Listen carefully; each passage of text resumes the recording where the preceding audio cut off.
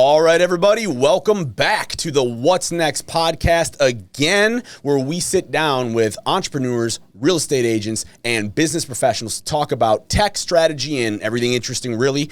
I'm your host, Max Bergstrom, and this is What's Next. Let's go!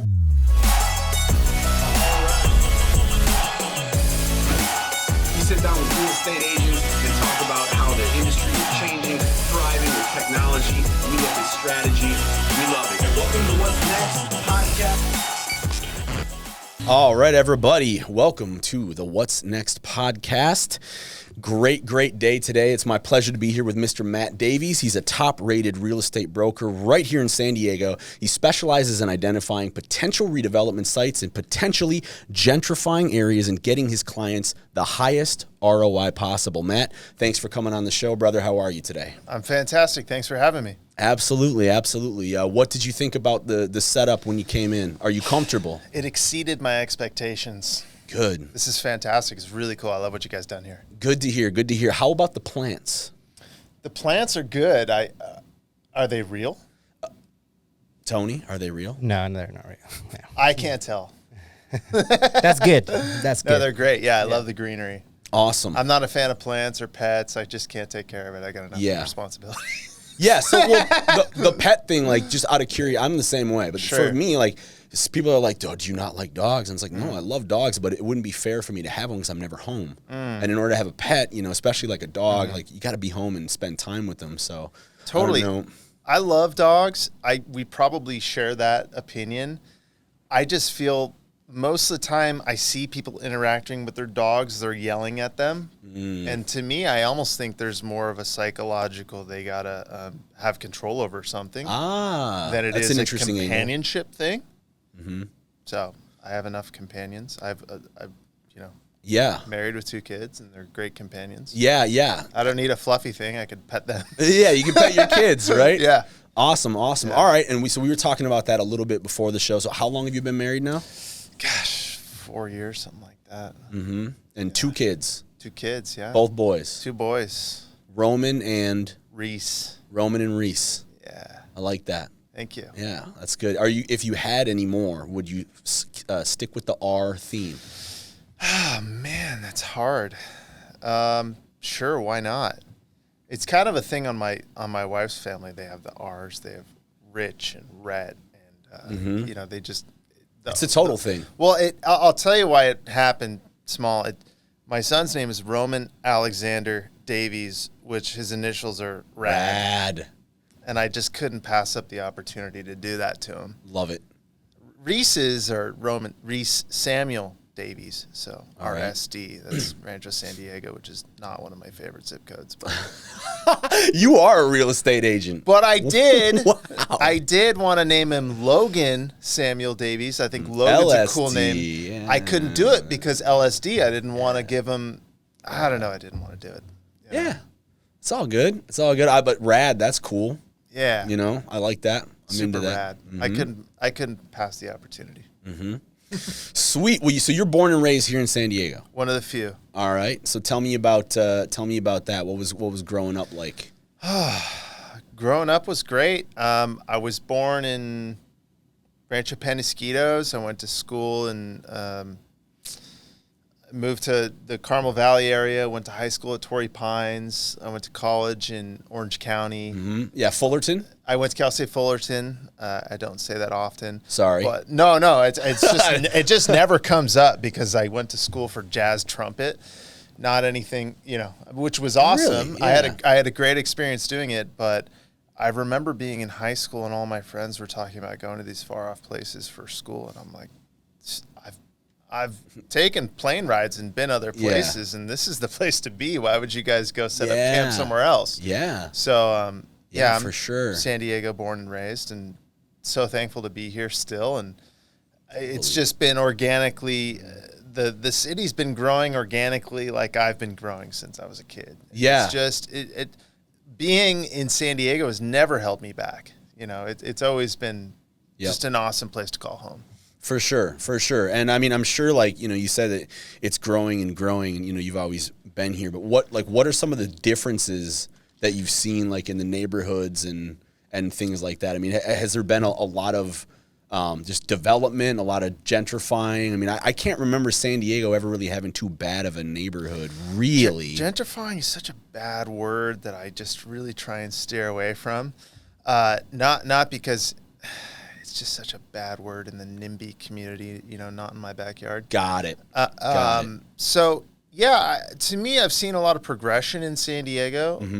On a macro level, it's been an incubator for a lot of business and biotech and tech, and it's an incredible quality of life with great affordability, and you can live a great life here. We have an international airport where we have close proximity to an international border that has incredible waves, surfing, and tacos and people, and I'm surprised that it hasn't gone bigger faster, to be honest. I think that's partially because geographically we're like 50 miles tall, this county of San Diego, and 50 miles wide. Right. So, yes, we have this central downtown San Diego is the beginning, the core, right? And it grows out, and there's metro. And I like to sell in the metro area just because of the walkability and bars and restaurants and amenities and cool things. But it's funny because I grew up in, off Delmar Heights Road. So when I came back from college, I was like, I'm never going north of there. I'm going south. And it just south, living in central San Diego has felt like home to me. So been here since last 10 years. Yeah, and before that, I mean, you did some medical device sales, and that was in LA. So you lived in LA. Okay, so like LA, San Diego. I hate LA. All right, see that was the question. Now Tony's from LA, or he grew up in LA. Let's rephrase that. Tony escaped from LA. He escaped from LA, just like the Kurt Russell movie back in the day, Escape from LA. But so I was going to ask you. I was like, okay, well, he's been in LA and San Diego, and usually people don't like both unless you're not from here. I'm not from here. I like LA, but I'm an entertainment guy, so it makes sense. I don't like going there because it's so unmanageable, but I do like the city. But I figure most people from here don't like it there. I think LA is great if you're single and young. Yeah. It's a great city for young people. Yeah. And if you're like in the creative arts, there's a bunch of creative people. Sure. Right. I was single, living in LA in creative arts, and I hated it. Well, why do you hate it? Not my core, though. All right. What was it that you hate? The traffic or too many people? Maybe my introduction was, so I went to school for jazz trumpet performance, which was kind of funny. I mean, I played music in high school and I had a good time with it. And I was in some cool bands, and I opened up for some bigger names when I was 17, 18, 19. Like I opened up for John Legend, for Macy Gray, for Pat Benatar. I had some cool experiences, and it was actually my life goal to be the trumpet player for Amy Winehouse. Sweet, man. That's cool. I could play every trumpet solo line, whatever, in all her albums. And it was almost like a manifestation or visualization that I'd go to one of her shows and her trumpet player would get, die of a heart attack, and I'd step up and go, she would come out on stage and be like, is there anybody in the audience who knows how to play the jazz trumpet? Yeah. And then all of a sudden the spotlight. Like that when you're a kid. Yeah, dude. Hey, man, I'm in a rock band now. That's why I moved to San Diego. Nice. We were signed to a label up in Hollywood. Tour. I mean, I completely understand that, and I'd be lying if I said I haven't had similar dreams. It's not Amy Winehouse, and I don't play the jazz trumpet, but you get it. I mean, it's the same type of thing. Yeah. So, when you're 18 years old and everyone's telling you. So what's the? I have a sister that's like 23 or something, 22. And I always tell her, this is the hardest part of your life when you finish college, because everyone asks you, what do you want to do? What are you going to do? Right. What are you going to do with your life? And it's obnoxious. And I recommend anyone that's 22, 23 to just get a canned response together that's tailored around what people want to hear. Sure. So that they can just move on. I figured I'd get one of them middle management jobs and marry the wrong person. And then when I'm miserable, I'll retire and be broke. Right. Right. No, that's going to evoke more questions. That's true. That's not a good one. You got to be Don't take my I'm advice. just so passionate about working at Enterprise Rental Car. There we go. I like want that. to manage people. That's practical. Yep. I want to do performance reviews, you know? Well, so working in the medical device sales, you got some customer. I can tell by talking to you that you're a guy that just knows how to sell things. If you were trying to sell me something right now, I'd be like, yeah, I'm interested. But anyways, you don't want to buy this. You don't want to buy this. How did you transition from medical device sales into real estate and then really like take off with that? In short, one of my mentors was in medical device sales, and when I went to college, they told me this is a 5-year degree, and my mentor told me, he said, "Tell them you're going to be doing that in 4 years because it's a 4-year degree." Got it, right? And you know, he was really resisting. He said to me, he says, "How many trumpet players make $1 million a year?" When I was, 17, 18. And it's hard to make these decisions in life when you're a kid because you don't have the perspective. Yeah. And you can't. And you're more impressionable. Sure, you're more impressionable. And you're also surrounded by what does your family and your parents want you to do and be. It's really hard. It takes a long time to get.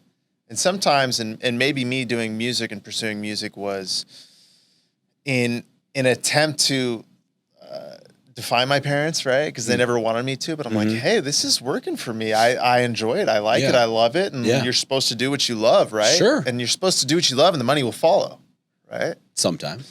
Yeah. I mean, that's that's what they say. Old sage wisdom. Sure.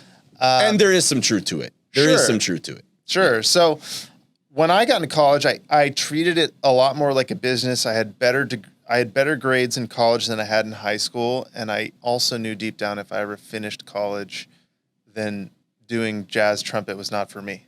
Gotcha. Being a commercial performing musician was not for me because if I was truly something special, I'd get, pulled out before, it'd be like, here's an opportunity, go take it. So I was in college, and Amy Winehouse died of an overdose while I was in college, which was like, whoa, that was gnarly. Not to say that everything was hinging on that. But I was hustling in winter school and summer school and doing online classes. And I finished that degree, 99% of it in 3.5 years. Well, 3 years actually. And I took another half semester. So I finished college in 3.5 years. And while I was doing my last half semester, I started working in medical device sales for my mentor. And that's when I moved up to LA. I had literally 1 credit to do in college. So I was commuting to do 1 credit.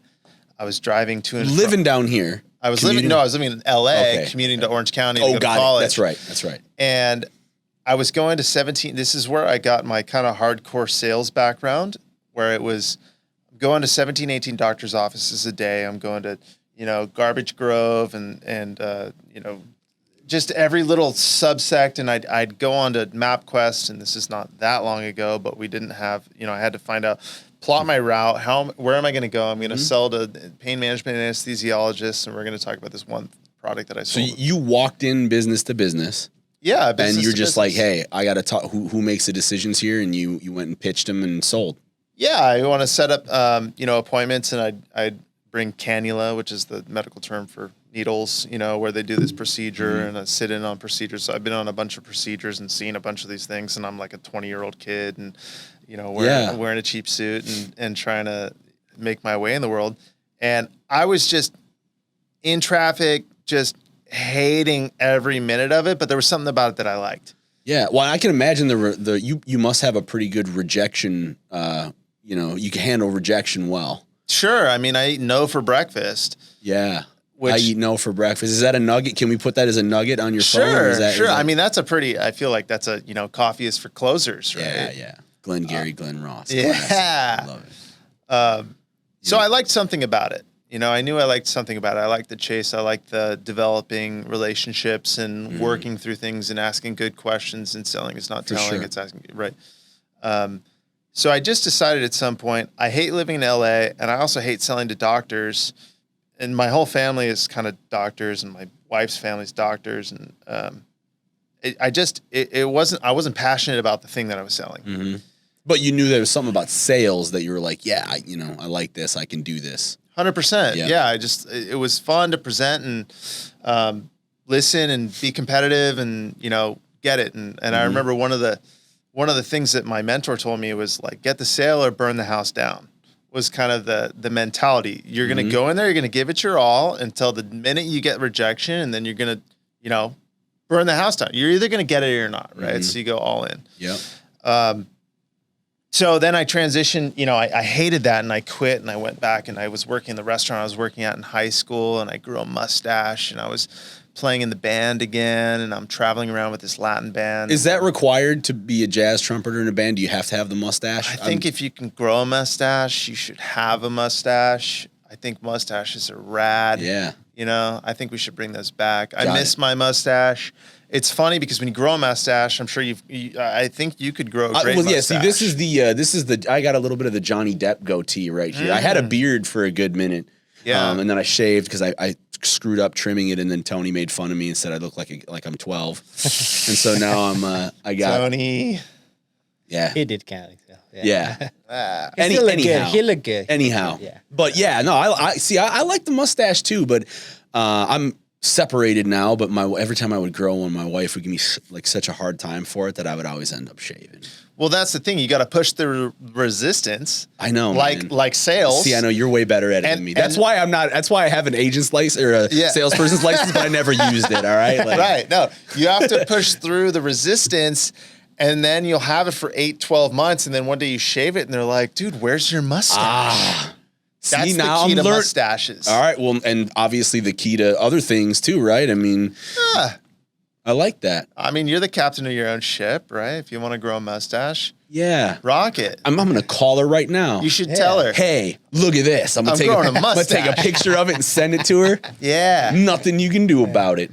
Yeah. Right on. Okay. So you get into real estate because you're. Let me. It was a long form of a short question that I should have shortened. Oh, we're good. So I was working in this restaurant in La Jolla. I was playing in this band. I was surfing before work. I was surfing after work. I had a rad mustache. Early 20s. Yeah, 22 years old. Got it. And I was just living it up and playing at OB and traveling and doing cool stuff. And these guys that used to come into the restaurant, it was right next to this real estate brokerage called Willis Allen. And on Wall Street. I would say that period of my life I worked on Wall Street. I love it. I love untrue. it. That Matt Davies, he's a Wall Street guy. The other one I used to tell the medical guys was, I am an MD, right? Okay.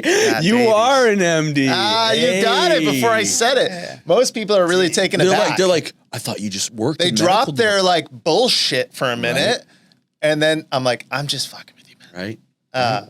Yeah. So I like it. I met all these guys that were, there's guys like Ross Clark and Vince Crudo and a bunch of those guys from back in the day that sell a lot of real estate and have long lunches at the Coffee Cup where I worked. And I was like, what the hell do you guys do? I see you driving in your Range Rovers and having long lunches and saying hi to everybody that works, that walks by. Yep. Like, you guys look like you have a good quality of life. What do you do? Yep. They're like, we sell real estate. I'm like, why don't I do that? So just like that, huh? Yeah. And I'm the classic example. I never, ever imagined myself being a realtor. I even hate the word. I hate the word realtor. Ugh. Comes with a nasty connotation, in my opinion. So I'm talking with these people and I'm sitting down with them and a bunch of these guys they're all really great and gave me the time of day to, tell me, hey, this is what like the day-to-day life of it was. And I just jumped into it. I was 24 years old. I quit my job December 31st, 2014, and I started in real estate January 4th, 2015. Who's counting though, right? Well, I met my wife like 8 months before, and when I met my wife, I knew like first night, I was like, I got to take my life more seriously. Yeah. No, that's good. You pay attention to the details. Yeah. That's good. Well, it was March 27th, 2014, I met her. There you go. And I knew that night this was my wife. Yep. And if I'm going to have a wife, I always had these, I'm going to take care of her, right? And I can't be working in a restaurant, not to talk down on people that work in a restaurant, but it just wasn't for me. So I got in real estate and just pounded my head against the wall and cold called and practiced scripts and did Mike Ferry and did all the things you're supposed to do and watch the YouTube videos and wake up at 5 a.m. and yell affirmations and jump in ice baths and do all sorts of dumb bullshit. and I sold like 6 houses my first year. It took, Wow. I mean, that's really shitty in my opinion. Well, it's actually great, but it took me mean- 7 months of like hardcore. I'm doing this full time. I got no side gig. You know, I had like $5,000 to my name. I was like, Yeah. I had nothing, right? And then I somewhere around like year 2.5, year 3, I just kind of switched my focus from I'm going to take this listing to how can I serve these people in a way where, you know, price is only an objection in the absence of value. Of course. That's So good. how can I increase my value so that nobody asks about my price? Of course I cost this much because this is Right. what you're getting. Well, how about when they just sign, you know? Yeah. And what does that kind of agent look like? And it took me a while to figure this out, but to me, that agent looks like when you hire a realtor or broker or whatever, you're hiring someone to be, it's like an attorney, right? You're hiring someone to advocate for you, right? right? Advocate for you, act on your behalf, be a leader for you, give you great advice. Yep. You know, to cut through your emotions, you know, someone that's a great communicator, someone that understands strategy, and someone that's a giver, not a taker. So, Yep. you know, Totally. act as if I was that person, what would I do? Yeah. So when you were on like, you know, the climb up, you know, you mentioned it took months to get moving and stuff like that. I thought I read something about you, like you're big in you do like the visualization, some of the things like that, manifesting, visualization. You talk about affirmations, like what, you know, if you're talking to somebody who's trying to get started in real estate, what do you say to them? Like if you're like, look, if you really want to do this, what would you say? It's a hard question. I mean, there's just so much there. And I actually feel like, and I say this when people are breaking up with their girlfriend or boyfriend, I say, when all is said and done, more is said than done. Yeah, that's good too. And Yeah, don't talk about it, be about it, right? yeah, quit talking about it, start being about it. Yeah. Right. Yep. And so to succinctly answer your question, it's I got really bogged down in focusing on the process, right? Yeah. Where, you know, I'm studying with a coach and he says, you need to wake up in the morning and write your goals and say your affirmations and then do your script, you know, your script play with people. Yep. And then you're going to get on your cold calls and you're going to make your 30 contacts. And of your 30 contacts, you know, so I was taught this thing where you make contacts, and this is the sales funnel, right? So if I'm going, I have to go backwards because it's looking at me, right? The sales funnel is make contacts, contacts create appointments, appointments create contracts, contracts create, you know, commission checks. Yep.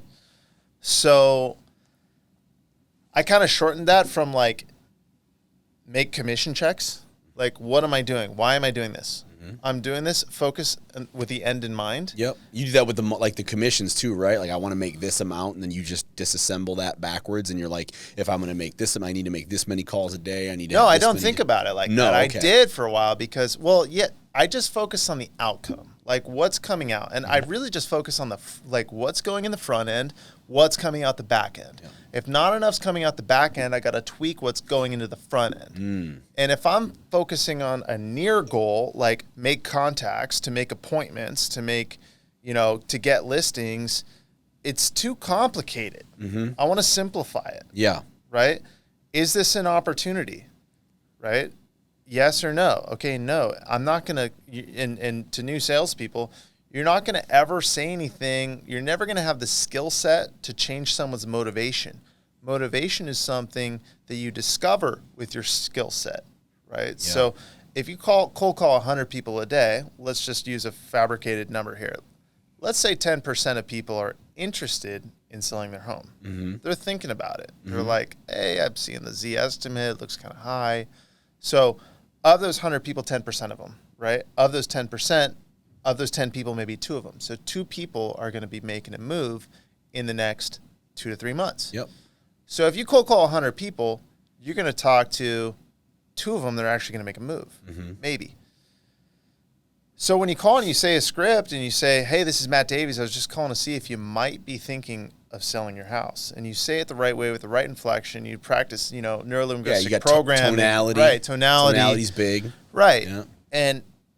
And you spit it out before someone can say like, "What is this sales solicitation? Where'd you get my phone number?" Blah blah blah. I hate people like, "Hey, this is Matt. I'm a real estate agent from Keller Williams. I'm not from Keller Williams. Sorry, from Big Block Realty." And I was just calling to see if you're like, dude, spit it out. Right. So then give me what's yours? Dude, you just called me on the phone. I say hello. What do you say? Hi, this is Matt Davies. I was just calling to see if you might be thinking of selling your house. Just like that. Yeah. Yeah. Yes or no. Short, easy. Right. I'm a local real estate agent. I was just calling to see if you might be thinking of selling your house. Gotcha. I mean, it's really inflection. It's disarming, right? And if someone says, what you find when you make enough of these phone calls is you find those two people and they go, actually, yes. How did you know? And it's like, no, blah blah blah, or oh, it's going to be listed in a week with these people, and the data does exist. It works like that, right? Yeah. But something that I didn't learn until year like 3, 4, or 5 was I want to go deep with people, not wide. Yeah. And I learned my skill set by going wide and touching a lot of people. I never bought a lead. I never did a Facebook ad. I never did when everybody's going towards, and I know you guys kind of focus on technology and stuff, and everybody's going towards the tech and the content and the blah, blah, blah, blah, blah. I'm like, dude, how about I just go belly to belly with the people that need to sell a house? Yep. I love that. And I'm just going the opposite direction. I'm not to say that it doesn't have any value. Yeah. But we're being over inundated with bullshit content. Totally. Ugh. No, I agree with you 100%. That's why I think a lot of real estate marketing in general is very generic. I mean, in my opinion, a lot of the stuff I see is pretty generic. And usually if I see a realtor and they're in the front lawn and the for sale sign and the haircut and the suit, and it's, I'm not trying to be like, this is bad, but on the other hand, it's like, what's different than anybody else? You know what I mean? Right. So let's talk about going belly. First of all, I love that, like inch wide, mile deep. Jessie Wright from San Diego Real Producers was on the show a few weeks ago, and she was talking about the exact same thing. Really? Yeah. And like her and I have talked about that before too. Yeah. I wonder if she got it from me. Makes sense. I'm just kidding. Jessie's great. Yeah, she's awesome. But yeah, I mean, so talk about that. Then you're going belly to belly with people. How do you do that? Like, what's your method? I do a lot of phone calls, or I mean, what different things do you do that different? What's your? In fact, I'll tell you. What do you do that's different? What's your unique approach? If everybody's over here and they're inundating people with content, what do you do? They're like, I'm not doing that. I'm doing something different. Man, that's a long answer, but I actually don't believe in you need to do something different. Got it. I actually. When I was talking to this lender that's newer last week, and he's like, I want to do something to differentiate myself. He says this. And I said, that's bullshit. Like, half the people that are focused on differentiating themselves haven't sharpened the skill set to do the job, to generate the leads, and then just being the person that somebody wants to work with that's going to respond to their calls and service them and anticipate needs and have a strategy, have a plan, and just do a good job. I always say this thing where I say, what is it that I say? I understand the concept. So you got a lot of catchy sayings. Zingers is what I call them. Yeah, you got the zingers. So you're up in the zinger bank right now trying to find it. It's maybe that's just how I learn when you ever had somebody say something. Okay, you watch a movie more than once, right? Mm-hmm. And then the second and the third time you learn something new, and you learn something new, and it's kind of like I've seen Fear and Loathing in Las Vegas like 100 times, and I always catch something new that was different. Like, wow. Yep. So sometimes you have these impactful conversations with people, and you're like, that was the most concise way to articulate a whole concept, right? So I always say that results are the most important metric of success. Got it. Nobody wants to see. I have all these contradictory things where like this is true and this is true at the same time. Life's paradoxical, dude. Totally. That just happens. Like things are counterintuitive. Life's paradoxical. And in You can real change estate your mind. especially. No, Yeah. and it's funny because everybody, when they get into real estate, start talking and asking people that have success, what is it that you do? What's your secret sauce? What's your special thing? And to that answer, I don't even answer that question anymore, because I actually feel like anything you do with intention is going to, like, where energy flows, results go. You know, if you're going to be like a cold caller and get really good at that, something's going to happen. If you're going to door knock and drop off cookies, something's going to happen. But you have to execute on something. You have to do it on a regular basis. You need to be a professional, and you have to know when to stop and when to know that it's not working, and how to shift and how to move and how to, you know. But to me, and I think something that I'm strong at is not getting involved in the fluff, not having the 100-point listing plan, not having the, I'm at this big, you know, I'm at Compass or Sotheby's and Berkshire Hathaway. We're owned by Warren Buffett, right? Sure. I know what it is. And it's somebody hires me because they trust me to deliver a result. It's not about my brand. That's all deflective bullshit that people try to overcompensate with. So the results are the most important, right? And if I can look at the data and I can prove to people, and I was just talking to one of my clients yesterday. It's like, I just sold a condo for $765, and it was in North Park. I'm the North Park Whisperer, if you didn't know. Self-named. I like that. Okay. Riches in the niches, right? But I sold the condo for $765. Somebody else listed the identical condo. I just sold it like a month ago. Somebody listed the same thing for $729, and they just dropped the price to $699. And granted, the market's moving a little bit, and I hate people that are like, I sold stuff $200,000 over market, but I get competitive, and I think something people like about me is that I get competitive in selling their house. It's important to me that I deliver a really good result. And a big part of being an agent, like I heard this from, you know, this guy Brad Leah. No. He's on like Instagram or something. He looks like Grant Cardone, but he's okay. I know who Grant Cardone is. Yeah, but he said something about realtors. He's like, dude, I want to work with a successful realtor. Like, I don't want to work with some broke dick realtor. And everybody should be working with a successful realtor. Somebody that's going to grab the bull by the horns, somebody that has experience, somebody who's good, and that's the realtor's fault, right? You get into the business and you have to earn your stripes, right? For sure. You have to like get to this experience and create this stuff. I forgot where I was going with that. Other than, I forgot where I was going. Well, I mean, you're talking about broke dick realtors, so maybe, you know, I don't know. Like, did the guy seem like? No. So we were talking. Look, people have to focus on act as if, like, what someone that would hire me. What do they want me to be? What do they want me to look like? Right? They want me to be competitive. They don't want me to leave any money on the table. Right? They want me to be strategic. They want me to anticipate needs. They want me to advise them well, and they want me to lead them through the storm of selling their home. So that's what you focus on. Yeah, but how often? That's why are other realtors not succeeding? Because they're not focused on being the person that they're wanting to become.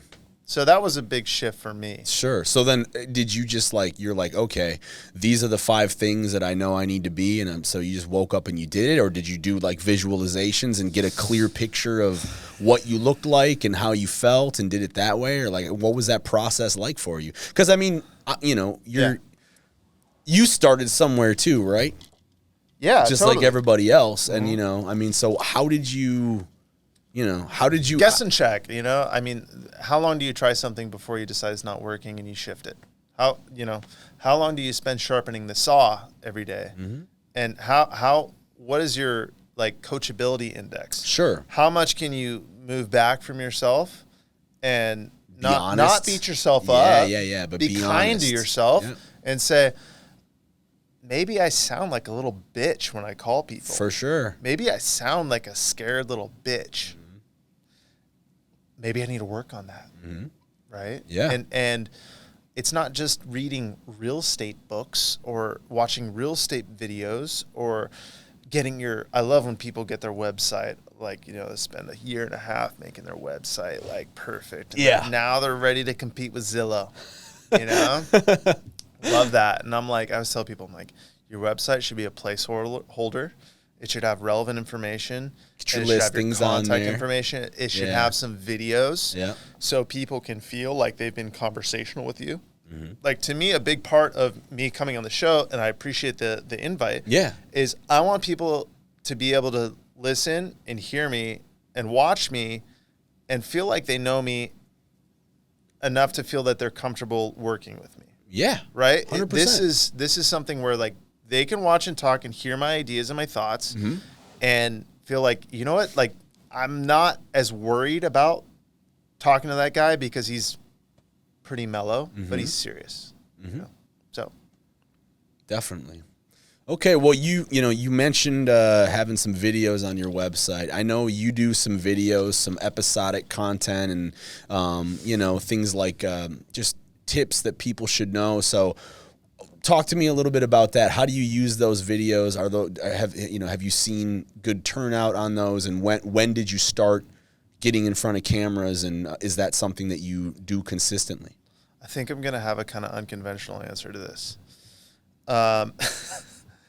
I did it because it's like what you're supposed to do, right? You're supposed to, like, here's some tips about, you know, selling your house. And I see these things all the time. And maybe because I have a bunch of realtor friends, I'm so sick and tired of hearing 3 home tips about getting your home ready for the market. But it's everybody's propaganda that they're pushing out to their client sphere. So I'm not knocking it. I did it because you should do it, right? And you have to, like, push go, but I don't stay up on it because I actually find that I want to focus on the things that create contracts. Like, I focus on producing results, you know, so those things like my website are a placeholder, and maybe I should go redo those things. But it's so funny to me when somebody sells a house and then they go have a photo shoot with their client there. I'm like, the whole world has gotten so vain, man. Like, it's crazy to me. But self-promotion is something you got to do. You know, it's gnarly to me. I'm 31. I just turned 31 like a month ago. I feel like an old man.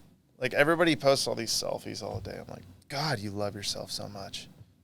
It's weird, dude. I mean, you know, you guys are all weird. Yeah, but, you know, I mean, admittedly, I mean, you know, I feel like that too. I mean, you are right. I mean, we are inundated, right? Everybody is out there. Everybody's doing their thing. And it's funny because, like, now it's gotten to the point where having everybody's like, well, here's my unique thing, and here's my unique thing, and here's my unique thing, right? And you're like, okay, well, that's, like, no longer different. Like, because everybody's kind of doing that. So here's maybe a better question. And I mean, I know you focus on the results. Yeah. And I get that. What do you think real estate agents, you know, with content, what do you think cuts through the mix? So I think being authentic and vulnerable and doing stuff that's off the cuff and not so scripted and 3 tips to sell I get that stuff works, but I think that as, you know, as society, we're kind of done with some of that stuff, especially the vain, fake, look at my lifestyle stuff. Yeah. So, like, what do you think cuts through the shit. Yeah, I think we're kind of done with the flashy shit. I'm done So with that shit. Yeah. what do you think? And in my social media presence, which I do have some attention to it, right? I want to focus this is what I just sold, this is what's coming, and then I want to have, like, funny stuff, interesting stuff, family stuff. Totally. I don't have a business Instagram. I have one Instagram because my life is my business. Exactly. My life is my business, my family, my fun. And, you know, I consciously don't, if I'm golfing on, like, a Thursday, I'm not posting that because I'm kind of old school. My clients don't want to see me golfing on a Thursday. They don't want to see me golfing during the week unless it's for, you know, cancer charity. Sure. Right? So I try and respect that, and I try and be a little bit more closed-minded. But I think collected, curated stuff is, you know, everybody's got their, like, emotional baggage, and people, I think, in my opinion, share way too much of it. Really? I don't even really want to post too much of, like, pictures of my kids. It's kind of weird. Just because I want to live my own private life, you know, separate from it. So what cuts is, I think, leaving evidence of success, right? I just sold this. I just listed this. I just sold, like oftentimes I'm number one in sales in my brokerage, and I'll post like, boom, there's number one. Yeah, like I just sold just for June, $12 million in real one. estate, right? So the proof is in the pudding, right? I can get this sold. Do you think everybody that I sold those houses for agreed to it, was happy with it. And I think what's so much more powerful than social media and all this other peripheral bullshit is doing a really good job for people, creating raving fans, and then letting them know how they can help you. Yeah. In a so what does that time, what does right? that look like for you? I mean, just letting people know that you're open for business, and whether it's big or small, you Get a lot of referrals, things like that. Sure. And I like working with investors because they're business people, so they make really good quality decisions, and they're more coachable, and they understand the value I can bring. And, Sure. And I like working with homeowners as well, or people that have something kind of unique where they need somebody that has a brain that's not going to leave money on the table or do something self-serving. So makes sense. I Yeah. like it. Okay. Well, then, since we're not to bash the social media thing, but No, not at all. Maybe I'm the only one here that says you all are wasting too much of your time fucking with your videos and your website. definitely. You're wasting your time. Yeah. I'm taking your listings while you're at the Tom Ferry fucking event. All right. Boom, shakalaka. You heard it from The Mr. proof is Matt in the Davies. pudding. Yeah. No, I like But that. look, Look, man, I there's think there's validity to that, right? I mean, If you're not like a big team, right? There's teams that are like Mark Pattison, Porchlight, Dan Beer, EXP, all these big teams. These are the guys that are building methodical businesses and creating, they're leveraging their time and they're leveraging the social media. Like for them, I mean, but they don't spend all day doing it, Right. And like, I don't know like both of those guys very well or anything, but I can bet you that if you're going to be like a big team leader or not. I think I could be that, but I want nothing to do with it, to be honest. And for someone like me, like I think of my team as like a Navy SEAL team. I have one assistant, and I'm selling like 88. I'm selling 50 to 100 houses a year. I'm flipping like 4 to like 15 houses a year. Yeah. I'm building 1 or 2 or 3 houses a year. Yep. Boom. There's the results. So my assistant's kind of like a one-stop shop. Like he's delivering flooring and getting tile and dropping and doing stuff right now. For as sure. I'm here.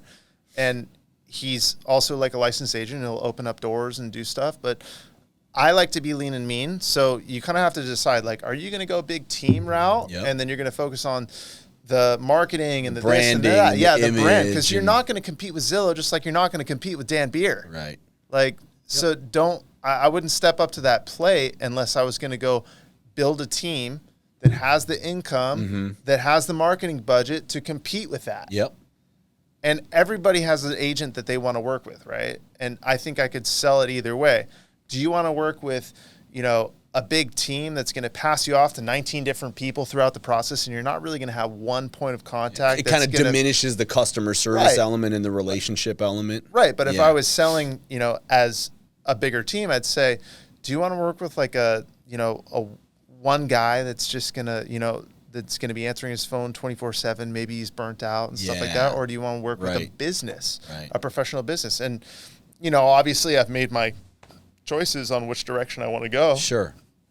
So I think, to recap, for new agents or other agents, you have to decide which direction you're going to go. And indecision is suffering. And that's why you're working on your fucking website, because nobody cares about your website. And you're not sure if you're going to be a big team or you're going to be a one-off shop or you're going to be a whatever. So decide what you're going to go build that, make decisions, and sell houses. The quicker you can get to the part where you sell houses, the better. The better. Got it. Yeah. All right. Yeah. So in order to be successful in real estate, you have to sell houses. I don't know anymore, dude. I actually don't know anymore. Got it. All right, man. Well, But yes. yes. In my world, yes. Yeah. In your world, yes. But all right, well, before we get out of here, I want to ask you in 10, 20, 30 years down the road here, you know, I mean, we do talk about technology, but we also talk about building relationships and all that. So in your opinion, what do you think real estate, like, you know, the operations and the role of the agent and things like that, how is that going to look in 20, 30 years from now? I mean, you know, with all the tech and with all these Amazon and, you know, the whole Uber model and, you know, you got the discount brokerages and everything. I mean, what's that going to mean for the real estate agent and the role? What do you think? I would say the only thing that's constant is change. We can absolutely expect that. I don't know what it's going to look like, but it's not going to be, it's going to be gradual. I mean, it's already happening. I think buyer's agents are already a commodity. You know, you can summon someone to go open a lockbox in like 15 minutes from realtor.com, Zillow.com, whatever. And these people that are buying these leads from these people, I've never bought a lead in my life. Maybe I've missed a ton of opportunity, but I also haven't shared half or 20 or 30% of my commission or paid thousands and thousands of dollars to Zillow. But as soon as they turn that faucet off, your business is gone. And I think at the end of the day, you know, you pick up, and this is old school, right? You pick up your phone and it's like, hey, who do I know? Who knows me? Who wants to be sold something and shoved it down their, have it shoved down their throat that like, this is who you should work with and blah, blah, blah, blah, blah. And we got 100 5-star reviews and blah, blah, blah. They're like, I know this guy. I trust this guy. There's social capital that he's going to do the right thing. I mean, there's nothing better than a warm endorsement from someone that you've done right by. Totally. There's nothing better than that, and technology is not going to change that. Now, maybe something's going to change, but I don't really care. I mean, I see myself going more into the investment side stuff or the commercial side or just the stuff that has too much nuance where people don't quite understand it, because my unique value add proposition is I can look at your property from every different direction. And if you're hiring me to represent you to sell it, I'm going to determine the highest and best use of it. And I'm going to determine, and I'm going to, I understand the code. I understand development. I understand things that most other agents don't care about. Sure. So I feel like I have a lot better, I'm a little bit more resistant to that. I mean, I'm not going to get wiped out by that like other people are, because these other people are just like, you know, you ring a dog bell and their mouth like salivates. They go open up a lockbox, they make a commission check, they split it with their broker who's paying for the lead, and they're just on a freaking hamster wheel. They're not using skills. It takes no skill to sell a house as a buyer's agent. Do you like it? You want to write on it? How much? Yeah. Right? It takes skill and strategy to list and sell a house and position it correctly and articulate the plan to the person that's going to hire you. So I think listing agents will survive. And I think, and I mean, who has the most equity? Old people. Old people that live in their house for a million years. And, you know, I just think about it. By the time they've paid off all their stuff. So old people are probably the last to be affected by the technology. So there's a whole class of people that we're ignoring when we're thinking that technology is going to come and, you know, change the game for them. Yeah, definitely. Yeah. Right on, man. Well, makes sense. And I really appreciate, I mean, that was you got a lot of nuggets stored up upstairs there. So thanks so much for coming on the show. Thanks for having me. Yeah, where can we connect with you? Let everybody know, you know, how do we get a hold of you? I've had the same phone number since I was 14. Okay. It's a palindrome, several palindromes, almost. 858-525-3131. Wow. It's pretty cool, right? That is cool. I mean, it's not yeah, 3 palindromes. I'm on Instagram, matt.davies.sd. And that's the best way? Somebody Yeah. wants to get a hold of you? I like Give me Instagram a call. the best. Shoot me a message on Instagram. And public service announcement, stop asking people to pick their brains. That's such a, man, have you heard that before? Oh, sure, yeah. People don't Hey, can I like pick that. your brain for a People second? don't like that. Okay. It's crazy how many people ask me that. Like, What should all we the replace time. it with? I don't know. Maybe just get to the fucking point, you know? Hey, question about this. Like, don't ask me to coffee. Like, I don't know. Got it. So, you know, people come out of nowhere and be like, hey, like the only commodity of, as a solo agent, right? And this Yeah. is my weakness. Yep. The only commodity I have is time. Totally. I trade time for, Yep. you know, money, and I work like crazy. And if I'm stepping away from that, like I just have so many balls up in the air, and someone's like, hey, can I pick your brain? I heard Melissa Tucci, Yeah. by the way, is Yep. like one of the most, like, I really look up to her. I think she's an outstanding human Yep. being and business professional, and just, I mean, has an incredible ability to take on so much volume, right? And she says the same thing. It's like, don't ask me to pick my brain. It's the most repulsive thing. You know? So public service announcement. Just, if you want to get in touch, just send me an email. Be like, hey, I was thinking blah, blah, blah. Because if it's like 11 o'clock at night and I'm texting, like, I might just go back and forth with you. The other thing is people, like, really insist on, like, a phone call. Like, dude, send me a text. It's 2021. Technology, right? Mm-hmm. Why we got to talk on the phone? Mm-hmm. Write me an offer and we got something to talk about. Got it. All right. Well, listen, everybody, you heard it from Matt Davies, real estate broker. If you want to get in touch with him, don't call him. Give him a text. Hit him up on Instagram. And don't ask to pick his brain, all right? Like, just out with it. Don't ask anybody that's successful to pick their brain. There you go. Just get to the point. Don't do it. Yeah. Awesome. Well, listen, guys, if you're liking what we're putting out here, check us out at the whatsnextpod.com, on Instagram, on Facebook, at the What's Next Pod, and check out our videos on YouTube. Matt, thanks so much again for being here. I know time is a precious commodity. I'm happy to spend it with you. I appreciate that. Yeah. I do. So we definitely appreciate it. Tony, any parting words for our guest and our audience before we head out? Yes, I've been asking this question in my head since he said it. He said it real quick. Dígame. You play in a Latin band, and I just wanted to ask you what kind of music was. I used to play in this band called Todo Mundo. Todo el mundo. Yeah. Nice. What kind of music was like? Like reggaeton and you know, nice. Latin. Now, where can we stuff. find that online so we can listen? I'm not associated with that anymore. Got it. Yeah. All right. That's well, nice. Thank you, everybody. Thank you, Matt. Thanks for Tony, having take me. us out, brother.